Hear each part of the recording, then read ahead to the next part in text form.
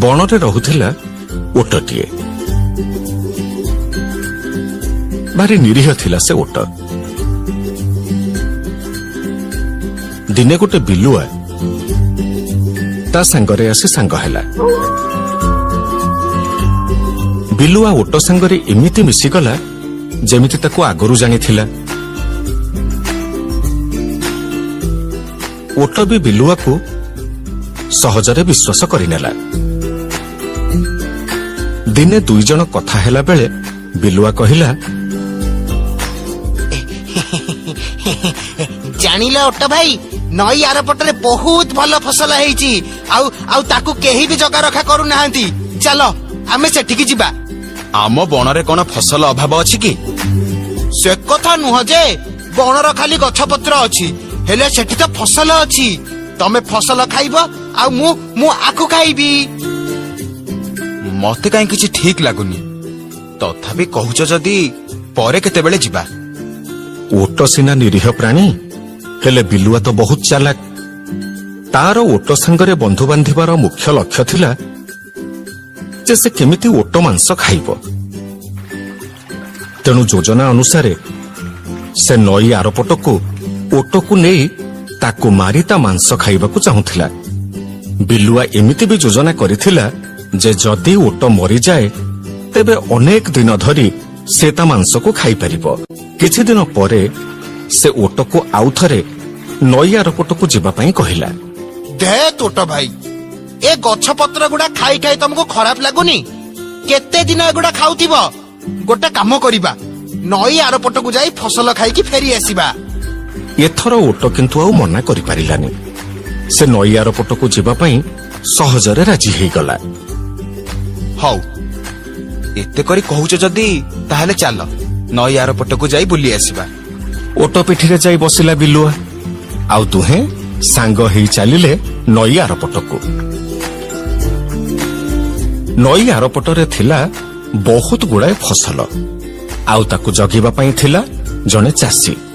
ସବୁଠୁ ବଡ କଥା ହେଲା, ଚାଷୀ ଜଗିବା ବିଷୟରେ ବିଲୁଆ ଜାଣିଥିଲା, କିନ୍ତୁ ଓଟ ମାଂସ କେମିତି ତା ପାଟିରେ ବାଜିବ ସେ ସେଇ ବ୍ୟବସ୍ଥାରେ ଥିଲା। ଓଟ ଆଉ ବିଲୁଆ ସକାଳ ପହରୁ ଫସଲ ଖାଇବା ଆରମ୍ଭ କରିଦେଲେ। ଆଉ ଦ୍ୱିପହର ବେଳକୁ ଚାଷୀ ବିଲରୁ ଅଧା ଫସଲ ସଫା କରିଦେଲେ। ଚାଷୀ ଏ ବିଷୟରେ ଜାଣିନଥିଲା, କାହିଁକି ନା କୌଣସି ପଶୁଜନ୍ତୁ ତା ବିଲରେ ପଶି କେବେ ଫସଲ ଖାଇନଥିଲେ କି ନଷ୍ଟ କରିନଥିଲେ। ଓଟ ଭାଇ, ତମର ସରିଲା କି? ନା ନା, ମୋର ସରିନି। ଏତେ ଫସଲ ଏତେ ବଢିଆ ଲାଗୁଛି ଯେ ୟାକୁ ଯେତେ ଖାଇଲେ ବି ମନ ପୁରୁନି। ହଉ, ମୋର କିନ୍ତୁ ସରିଲାଣି, ତମେ ଖାଉଥାଅ।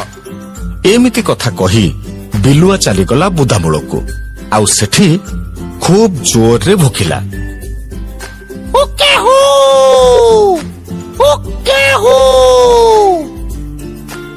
ବିଲୁଆର ଡାକ ଶୁଣି ଚାଷୀ ତା ପଲା ଭିତରୁ ବାହାରକୁ ଚାଲି ଆସିଲା, ଆଉ ଦେଖିଲା ତା ବିଲରେ ପଶି ଓଟ ଫସଲ ଖାଉଛି। ଚାଷୀ ଆଉ ନିଜ ରାଗ ସମ୍ଭାଳି ପାରିଲାନି। ହାତରେ ଧରିଥିବା ଠେଙ୍ଗା ସେ ଓଟ ଉପରକୁ ଖୁବ୍ ଜୋରରେ ଫୋପାଡ଼ିଲା, ହେଲେ ଓଟ ଘୁଞ୍ଚି ଯିବାରୁ ଠେଙ୍ଗାଟି ତାଠି ବାଜିଲାନି। ବୁଦା ଭିତରେ ରହି ଏସବୁ ଲକ୍ଷ୍ୟ କରୁଥିବା ବିଲୁଆ ବଡ଼ ହତୋତ୍ସାହିତ ହୋଇପଡ଼ିଲା। ଓଟ କୌଶଳକ୍ରମେ ଖସି ଆସି ନଈକୂଳରେ ପହଞ୍ଚିଲା, ଆଉ ତା ପଛେ ପଛେ ପହଞ୍ଚିଲା ବିଲୁଆ। ସେତେବେଳକୁ ଓଟ ଜାଣିସାରିଥିଲା ଯେ ବିଲୁଆ ହିଁ ତାକୁ ମାରିବାକୁ ଯୋଜନା କରି ଏମିତି ଭାବରେ ଭୁକିଥିଲା। ଓଟ ଭାଇ, ତମର କିଛି ହେଇନି ତ? ନା ନା, ମୋର କିଛି ହେଇନି। ହେଲେ ତମେ ଫସଲ ଖାଇବା ପରେ ବୁଦା ପାଖକୁ ଯାଇ ଭୁକିଲ କାହିଁକି? ଏ ଭାଇ, କଣ କରିବି କହିଲୁ? ଏଇଟା ପା ମୋ ପୁରୁଣା ଅଭ୍ୟାସ। ମୁଁ ଖାଇସାରିଲା ପରେ ସବୁବେଳେ ଭୁକି ଦିଏ। ଆଚ୍ଛା, ହଉ, ଠିକ ଅଛି। ଏବେ ଚାଲ ଆମେ ଯିବା, ସନ୍ଧ୍ୟା ହେଇ ଆସିଲାଣି। ଆଉ ସେ ଦୁହେଁ ନଈ ଆରପଟରୁ ବଣ ଆଡକୁ ଫେରିଲେ। ପାଣିରେ କିଛି ବାଟ ଆସିବା ପରେ ଓଟର ଦେହ ଥରିବାକୁ ଲାଗିଲା। ତାପରେ ସେ ଧୀରେ ଧୀରେ ଟଳମଳ ବି ହେଲା। କଣ ହେଲା ଓଟ ଭାଇ? ପାଣି ଭିତରେ ଏମିତି ଟଳମଳ କାଇଁ ହଉଛ? କଣ ଅସୁବିଧା ହେଇଛି? ଏ ଭାଇ କଣ କରିବି କହିଲୁ? ଏଇଟା ପା ମୋ ପୁରୁଣା ଅଭ୍ୟାସ। ମୁଁ ଖାଇସାରିବା ପରେ ଟିକେ ହଲଚଲ ନହେଲେ ମୋର ହଜମ ହୁଏନି। ଟିକେ ଆସ୍ତେ ହଲଚଲ ହଉନୁ, ମୁଁ ପା ପାଣିରେ ଗଳି ପଡିବି। ହଉ ହଉ ବ୍ୟସ୍ତ ହନା।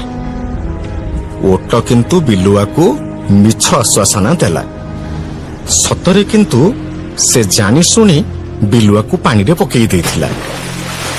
ଆଉ ସେ ସନ୍ଧ୍ୟା ପୂର୍ବରୁ ବଣ ଭିତରେ ରହୁଥିବା ଜାଗାରେ ଯାଇ ପହଞ୍ଚିଗଲା।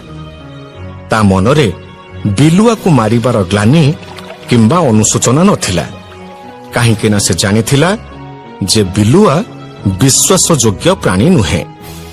ତେଣୁ ବିଲୁଆ ସହିତ ବନ୍ଧୁ ବାନ୍ଧିବା କିମ୍ବା ତା ସାଙ୍ଗରେ ସବୁଦିନ ପାଇଁ ରହିବା ତା ପକ୍ଷରେ ସମ୍ଭବ ନଥିଲା। ତେଣୁ ଚତୁର ପ୍ରାଣୀ ସହିତ ବନ୍ଧୁତା କରୁଥିଲେ ସବୁବେଳେ ସତର୍କ ରହିବା ଜରୁରୀ।